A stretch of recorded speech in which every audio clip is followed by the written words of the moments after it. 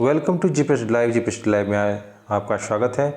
आज की ताज़ा सुर्खियां लेकर के न्यूज एट ए ग्लांस में आपसे उपस्थित हुए हैं। तो चलिए शुरुआत करते हैं इसकी डिटेल्स। अगर इसी तरह की खबर पाने के लिए जीपीएससी लाइव को लाइक, सब्सक्राइब और शेयर करें। बेल आइकन को प्रेस करके ऑल का ऑप्शन ज़रूर दबाएं ताकि हम सारी खबरें आपके लिए उपस्थित जो भी शैक्षिक संबंधित, प्रशैक्षिक संबंधित और एजुकेशनल न्यूज़ जो भी होता है, वैकेंसीज वगैरह वो हम लेकर के आते हैं। तो शुरुआत करते हैं। पहली खबर है कि इंटर के लिए स्क्रूटनी आवेदन आज तक, और इंटर परीक्षा असंतुष्ट छात्र 3 अप्रैल से तक स्क्रूटनी को लेकर आवेदन दे सकते हैं। वहीं मैट्रिक 2022 की स्क्रूटनी के लिए 2 से 8 अप्रैल तक ऑनलाइन आवेदन भरा जाएगा। बता दें आपको कि 16 मार्च को बिहार बोर्ड के द्वारा इंटरमीडिएट 2022 के रिजल्ट प्रकाशित किए गए थे और इस दौरान 80.15 छात्र मैट्रिक 2022 में परीक्षा में 31 मार्च को प्रकाशित किया गया था और 80.88 छात्र उत्तीर्ण हुए थे। और साथ ही बता दें कि 2 से 6 अप्रैल तक जो है ये समय दिया गया है आपको कंपार्टमेंटल एग्ज़ाम के लिए आवेदन करने के लिए। इंटरमीडिएट स्क्रूटनी को लेकर पूर्व में बीते 23 मार्च से 30 मार्च तक का समय दिया गया है। अगली खबर है आपको कि केंद्र से जो है ये को जाएगा नवनियुक्त प्रारंभिक शिक्षकों का ब्यौरा, और राज्य में समग्र शिक्षा के पदों पर वित्तीय वर्ष 2021-22 में नियुक्त प्रारंभिक शिक्षकों का ब्यौरा केंद्र को भेजा जाएगा। इसके लिए बिहार शिक्षा परियोजना परिषद ने जिला शिक्षा पदाधिकारी एवं जिला कार्यक्रम पदाधिकारी प्रारंभिक शिक्षा एवं सर्व शिक्षा अभियान से समग्र शिक्षा के पदों पर वित्तीय वर्ष 2021-22 में नियुक्त प्रारंभिक शिक्षकों का ब्यौरा लिया है।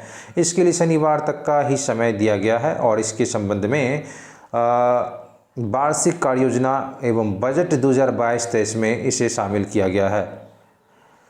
अगली खबर है कि नियुक्ति जो है आपको समय चयनित करने के लिए जो है नियुक्ति के समय चयनित विषय जो पढ़ाएंगे उसके संबंध में यहाँ बताया गया है कि जितने भी नवनियुक्त शिक्षक हैं, और ये खबर मुजफ्फरपुर से आ रही है कि प्राइमरी स्कूलों में कार्यरत विषय शिक्षक अपनी नियुक्ति के समय चयनित विषय ही पढ़ाएंगे और किसी भी हाल में अपने विषय को छोड़ करके अतिरिक्त विषय नहीं पढ़ाएंगे।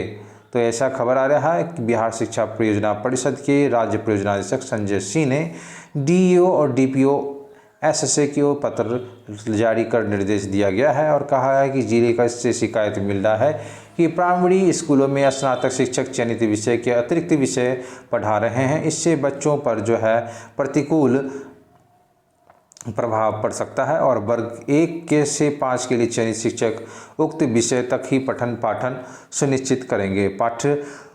प्रधानाध्यापक वर्ग तालिका निर्धारित कर विषयवार शिक्षक को जिम्मेवारी सौंपेंगे और इसके बाद संबंधित शिक्षक उसे प्रमाणित करेंगे और नियम का पालन नहीं करने पर कार्रवाई की जाएगी।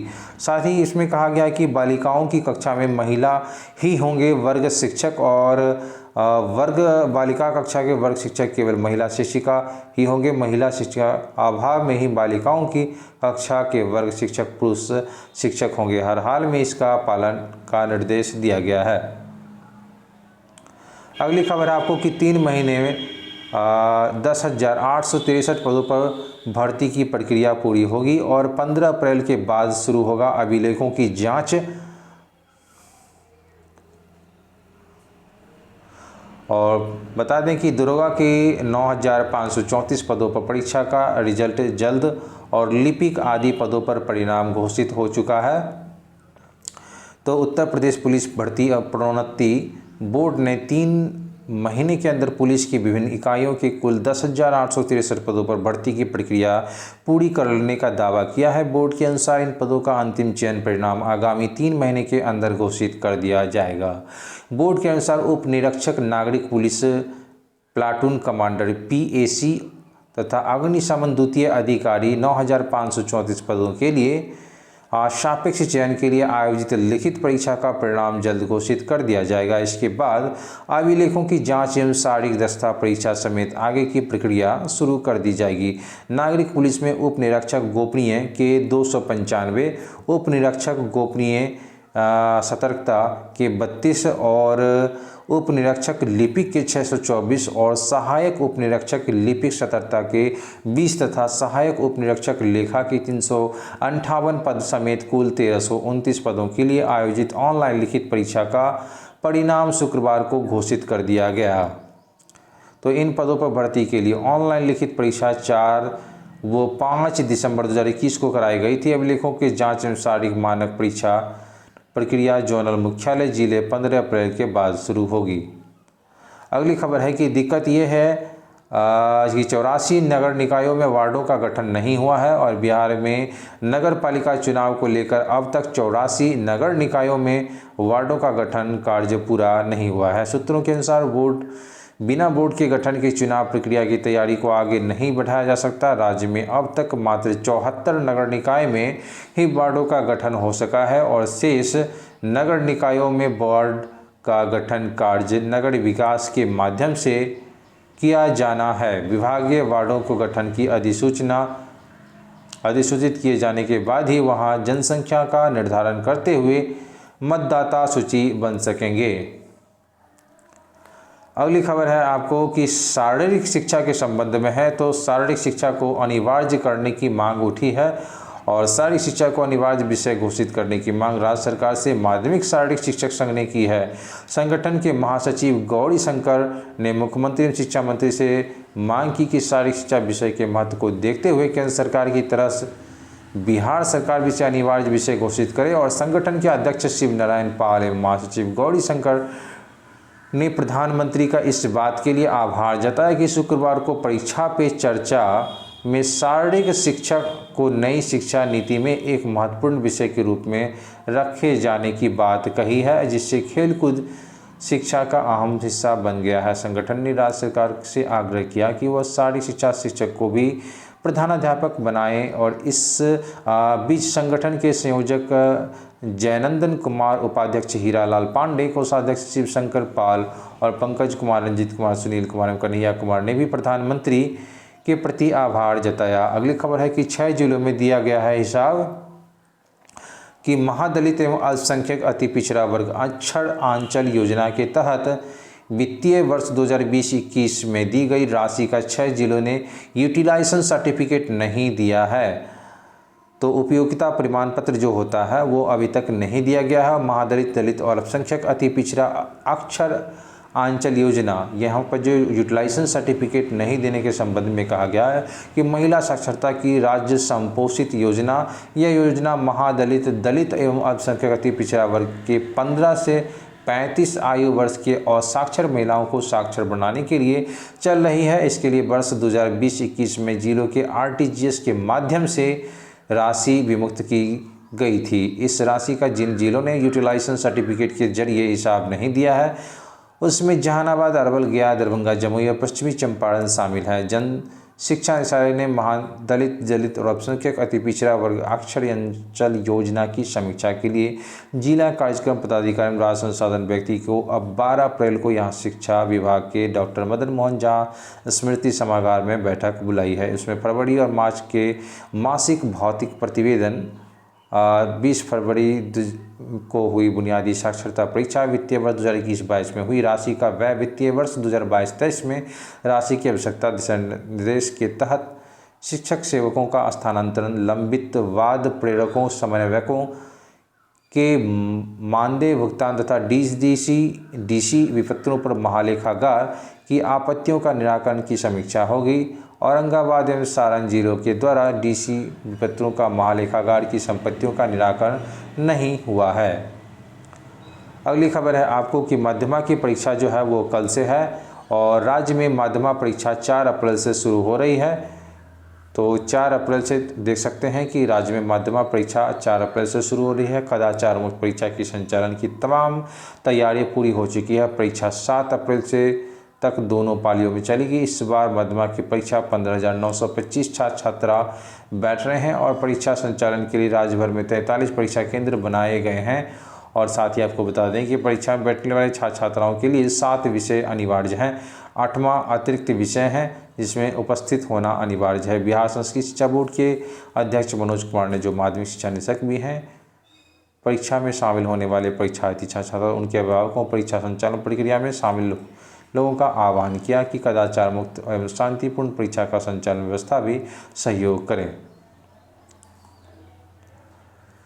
आपको बता दूं कि बिहार संस्कृत शिक्षा बोर्ड द्वारा ली जाने वाली माध्यमिक की परीक्षा मैट्रिक के समतुल्य होती है और यह परीक्षा बिहार बोर्ड की पैटर्न पर ही ली जाती है। अगली खबर है कि बेहतर वित्तीय प्रबंधन के सख्त होंगे प्रावधान, बजट मैनुअल में 6 साल बाद संशोधन की तैयारी।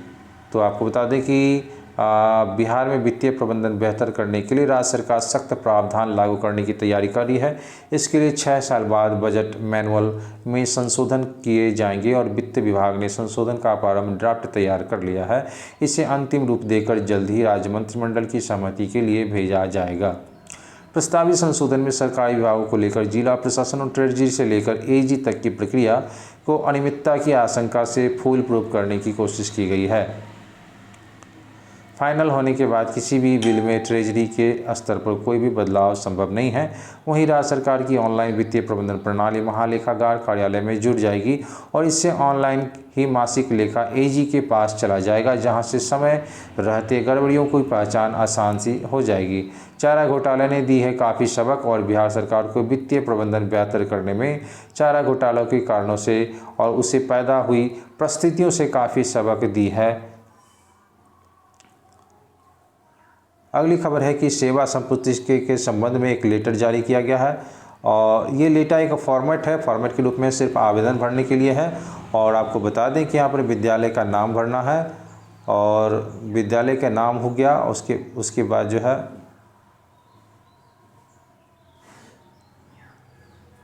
प्रमाण पत्र संख्या हो गया, दिनांक हो गया, प्रमाणित किया जाता है कि यहाँ पर नाम फिल करना है, पिता पति का नाम हो गया, विद्यालय का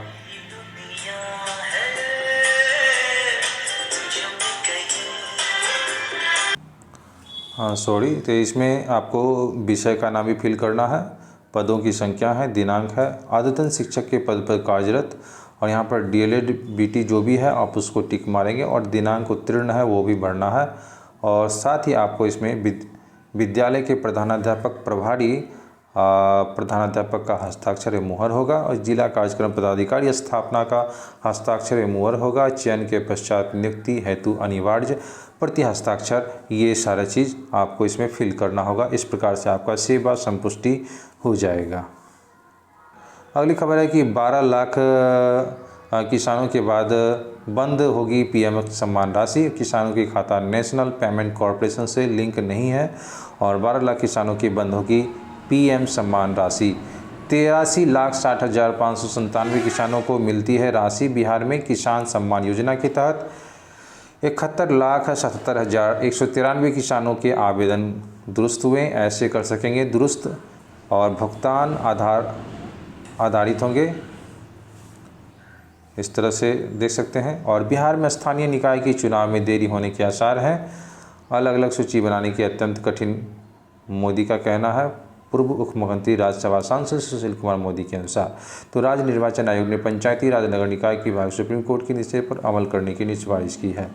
ट्रिपल टेस्ट के आधार पर मांगी गई है जानकारी। अनुदान में आंतरिक स्रोत की 70% राशि मिलकर होगा भुगतान। संबद्ध कॉलेज के मामलों में शिक्षा विभाग का विश्वविद्यालय को निर्देश दिया गया है और वेबसाइट पर अपलोड होंगे शिक्षक कर्मियों के भुगतान के ब्यौरे। साथ ही राज्य में संचालित साक्षरता कार्यक्रमों में आएगी तेजी। राजकोष की अक्षर आंचल योजना केंद्र की मदद से पढ़ना लिखना अभियान है संचालित और 2 साल से दोनों अभियान की गति हुई सुस्त। साक्षरता के सभी डीपीओ से मांगी गई है रिपोर्ट।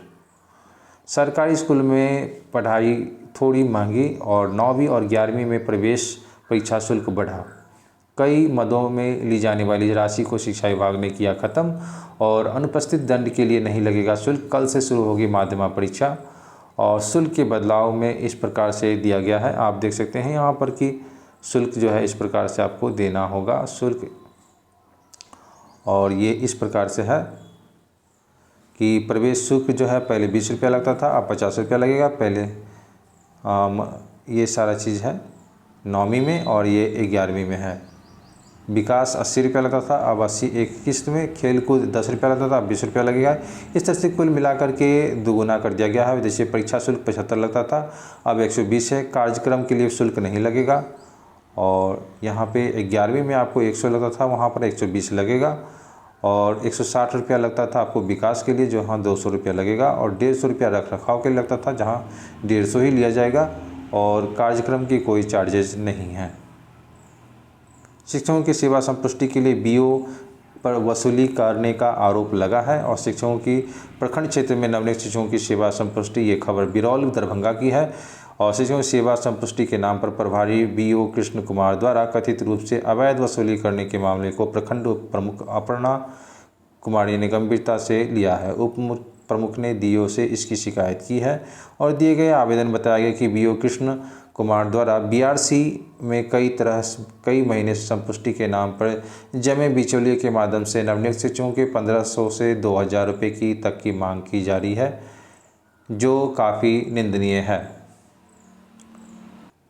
तो मिलते हैं अगले वीडियो में किसी खास शिक्षा संबंधी न्यूज़ लेकर के, आज न्यूज़ एट अ ग्लांस में।